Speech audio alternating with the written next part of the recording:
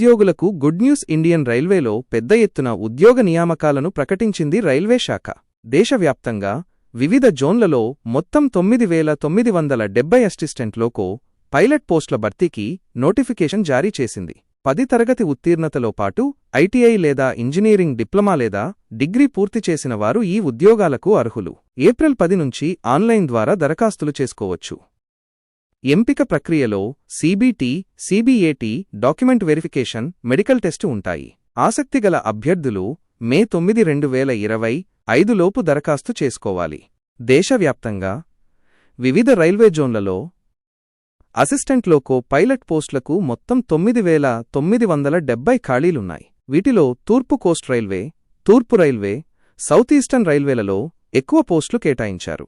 దక్షిణ మధ్య railway zone అయిన సికింద్రాబాద్కు 989 పోస్టులు కేటాయించారు.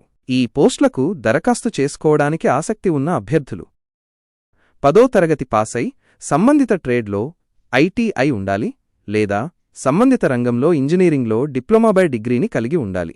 వయోపరిమితి విషయానికి వస్తే దరఖాస్తుదారులు జూలై 1, 2025 నాటికి 18 నుంచి 30 ఏళ్ల మధ్య వయసు కలిగి ఉండాలి. రిజర్వ్ కేటగిరీలకు మినహాయింపు ఉంటుంది.